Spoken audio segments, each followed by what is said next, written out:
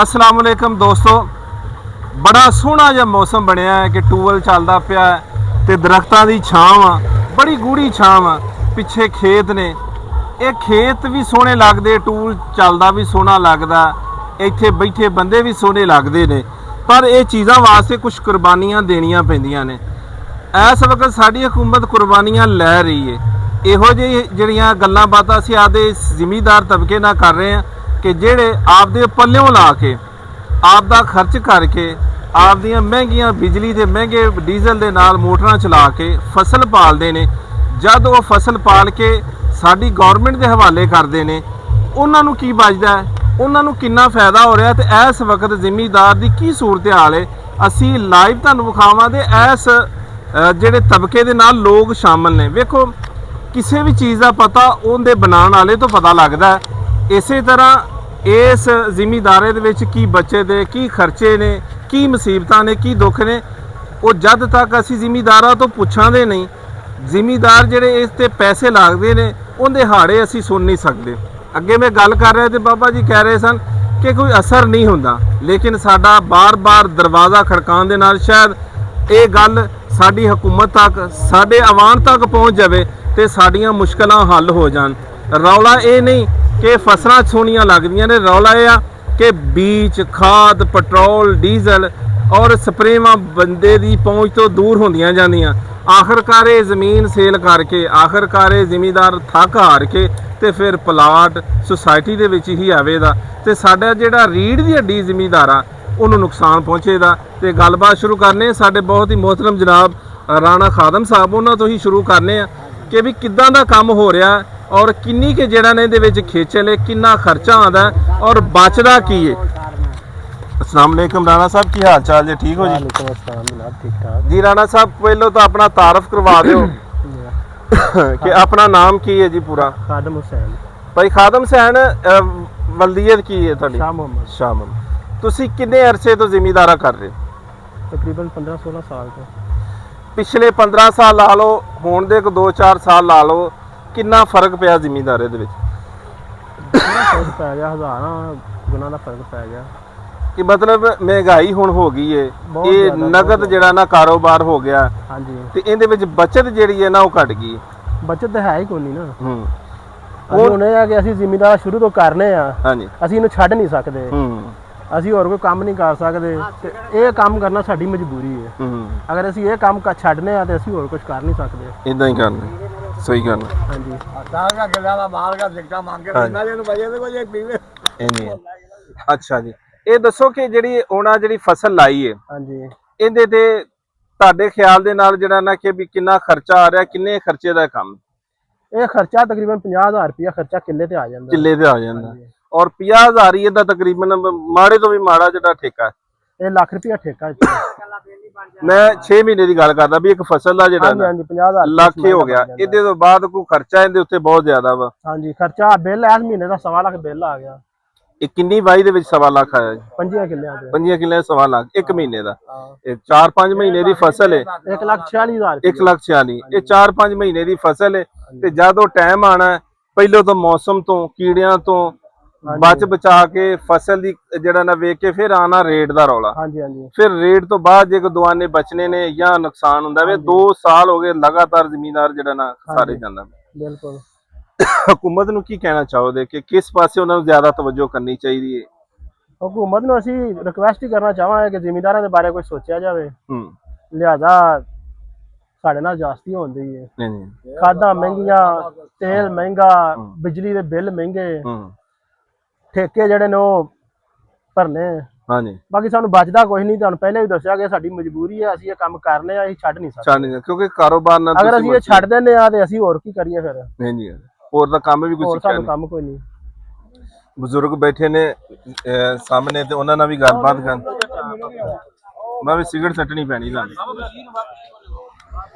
ਨਹੀਂ ਰਹਿਣ ਦੇ ਅੱਲਾ ਯਾਰ, ਕੋਈ ਗੱਲ ਮੇਰੇ ਨਾਲ ਮੇਰੇ ਕੋਲ ਉਲਟੀ ਪੁਲਟੀ ਗੱਲ ਨਹੀਂ।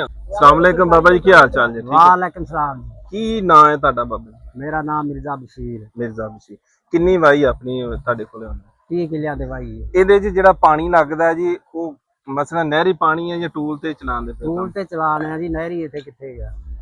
ਟੂਲ ਡੀਜ਼ਲ ਤੇ ਹੈ ਜਾਂ ਬਿਜਲੀ ਵਗੈਰਾ ਤੇ? ਬਿਜਲੀ ਦੇ ਬਿਜਲੀ ਤੇ। ਇਹ ਬਾਬਾ ਜੀ ਬਲਦਾਂ ਦੀ ਜਿਹੜਾ ਨਾ ਕਿ ਵਾਈ ਹੁੰਦੀ ਸੀ, ਖੂਹ ਹੁੰਦੇ ਸਨ, ਨਹਿਰਾਂ ਦਾ ਨਿਜ਼ਾਮ ਹੁੰਦਾ ਸੀ, ਹਾਂ ਉਦੋਂ ਜ਼ਿਮੀਂਦਾਰ ਖੁਸ਼ਹਾਲ ਸੀ। ਇਹ ਇਕੱਲੇ ਜ਼ਿਮੀਂਦਾਰ ਦੇ ਨਾਲ ਕਈ ਘਰ ਪਲਦੇ ਸੀ, ਜਿਸ ਤਰ੍ਹਾਂ ਕਿ ਲਵਾਰ ਨੇ, ਤਰਖਾਣ ਨੇ, ਤੇ ਮਤਲਬ ਇਹ ਕਿ ਵੀ ਮਜ਼ਾਰੇ ਨੇ, ਸਾਰਾ ਕੁਝ। ਉਦੋਂ ਵੀ ਜ਼ਿਮੀਂਦਾਰ ਖੁਸ਼ ਸੀ। ਅੱਜ ਇੰਨੀਆਂ ਸਹੂਲਤਾਂ ਆ ਗਈਆਂ, ਟਰੈਕਟਰ ਆ ਗਏ ਨੇ, ਲੇਟੈਸਟ ਜਿਹੜਾ ਨਾ ਕਹਿ ਲਓ ਔਜ਼ਾਰ ਆ ਗਏ ਨੇ। ਅੱਜ ਫਸਲ ਤਿਆਰ ਹੈ, ਸ਼ਾਮ ਨੂੰ ਘਰ ਵੀ ਗਈ ਹੈ, ਪੈਸੇ ਵੀ ਬੰਦਾ ਵਟ ਲੈਂਦਾ। ਹਾਂ ਹੁਣ ਇਸ ਵਕਤ ਜਿਹੜੀਆਂ ਕਿ ਕਹਿ ਲਓ ਕਿ ਮੁਸ਼ਕਲਾਂ ਨੇ, ਉਹ ਕਿਹੜੀਆਂ ਜ਼ਿਮੀਂਦਾਰ ਨੇ? ਇਸ ਵੇਲੇ ਜਿਹੜੀਆਂ ਮੁਸ਼ਕਲਾਂ ਨੇ, ਸਭ ਤੋਂ ਜ਼ਿਆਦਾ ਤਾਂ ਹੈ ਮਹਿੰਗਾਈ। ਜ਼ਿਮੀਂਦਾਰ ਜਿਹੜਾ ਹੈ ਨਾ, ਕਿਸੇ ਵੇਲੇ ਉਹਨਾਂ ਦਾ ਖਰਚਾ ਵੀ ਨਹੀਂ ਪੂਰਾ ਹੁੰਦਾ। ਇਦਾਂ ਹੀ ਗੱਲ। ਫਿਰ ਕੁਦਰਤੀ ਵੀ ਆਫਤਾਂ ਹੁੰਦੀਆਂ ਨੇ, ਬਿਮਾਰੀ ਪੈ ਗਈ, ਗੱਲ ਕੋਈ ਇਹਦਾ ਨਹੀਂ ਹਾਰ ਸ਼ਾਇਦ ਸਾਬਤ ਨਿਕਲਾ ਵੀ ਨਹੀਂ। ਇਹ ਤਾਂ ਅੱਲਾ ਦੇ ਵਾਸਤੇ ਦੀ ਗੱਲ ਹੈ। ਫਿਰ ਕਈ ਵਾਰੀ ਇਹ ਹੁੰਦਾ ਵੇਖੋ ਨਾ ਕਿ ਚੰਗੀ ਭਲੀ ਫਸਲ ਹੈ, ਬਾਰਿਸ਼ ਆ ਗਈ, ਜਿਵੇਂ ਕਿ ਵੇਖੋ ਪਿਛਲੇ ਸਾਲ ਜਿਹੜਾ ਨਾ ਕਿ ਸਲਾਬ ਦੀ ਮਾਰੀ ਗਈ, ਹਾਂਜੀ, ਤਦ ਵੀ ਜ਼ਿਮੀਂਦਾਰ ਮਰ ਗਿਆ। ਤੇ ਬਹੁਤ ਜ਼ਿਆਦਾ ਮੇਰਾ ਮਤਲਬ ਹੈ ਜ਼ਿਮੀਂਦਾਰੇ ਦਾ ਇਸ ਵੇਲੇ ਮੰਦਾ ਹੈ, ਖਰਚਾ ਜ਼ਿਆਦਾ ਹੈ, ਆਮਦਨ ਬਿਲਕੁਲ ਘੱਟ ਹੈ। ਉਸ ਤੋਂ ਇਲਾਵਾ ਜਿਹੜੀ ਆਮਦਨ ਆ ਉਹ ਵੀ ਜਾਂਦੀ ਏ, ਉਹ ਸਟਾਕੀਏ ਲੈ ਲੈਂਦੇ ਨੇ ਜ਼ਿਮੀਂਦਾਰ ਦੇ ਪੱਲੇ ਕੁਛ ਵੀ ਰਹਿੰਦਾ। ਮਸਲਨ ਮੇਰਾ ਮਤਲਬ ਹੈ ਗੰਦਮ ਲੈ ਲਓ, ਕਣਕਾਂ ਜੀ, ਗੰਦਮ ਜਨਾਬ ਉਸ ਵੇਲੇ ਵਿਕੀ ਹੈ 2800 3000 ਦੀ, ਬੜੀ ਛਾਲ ਮਾਰੀ। ਜ਼ਿਮੀਂਦਾਰ ਕੋ 2500 ਦੀ ਵੀ ਵਿਕਦੀ ਰਹੀ। ਹਾਂ ਜ਼ਿਆਦਾ ਤੋਂ ਜ਼ਿਆਦਾ 3000 ਦੀ ਵਿਕੀ। 3000 ਦੀ ਅੱਜ ਕੀ ਭਾਅ ਹੈ? ਅੱਜ 5500 5000 ਹੈ। ਇਦਾਂ ਹੀ ਗੱਲ। ਤੇ ਜ਼ਿਮੀਂਦਾਰ ਕੋਲੋਂ ਤਾਂ ਉਦੋਂ ਹੀ ਲੈ ਗਿਆ, ਉਦੋਂ ਹੀ ਲੈ ਗਏ। ਉਹਦੇ ਵਾਸਤੇ ਤਾਂ ਉਦੋਂ ਹੀ ਉਹਦਾ ਖਰਚਾ ਹੀ ਮਸਾਂ ਪੂਰਾ ਹੋਇਆ ਹੈ। ਹਾਂਜੀ, ਕਿ ਉਹ ਕਿੱਧਰ ਨੂੰ ਜਾਣਾ, ਉਹਨੇ ਥੱਲੇ ਹੀ ਜਾਣਾ।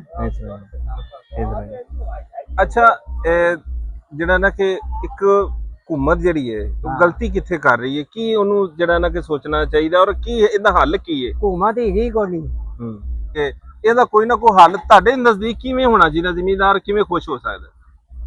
ਜ਼ਿਮੀਂਦਾਰ ਕੰਟਰੋਲ ਹੋਵੇ ਹਕੂਮਤ ਦਾ ਹਾਂਜੀ, ਚੀਜ਼ਾਂ ਤੇ। ਜਿਹੜੀ ਜ਼ਿਮੀਂਦਾਰ ਸ਼ੈ ਲੈਣੀ ਹੈ ਉਹ ਮਹਿੰਗੀ ਤੋਂ ਮਹਿੰਗੀ ਹੈ, ਜਿਹੜੀ ਵੇਚਣੀ ਉਹ ਸਸਤੀ ਤੋਂ ਸਸਤੀ। ਹਾਂਜੀ।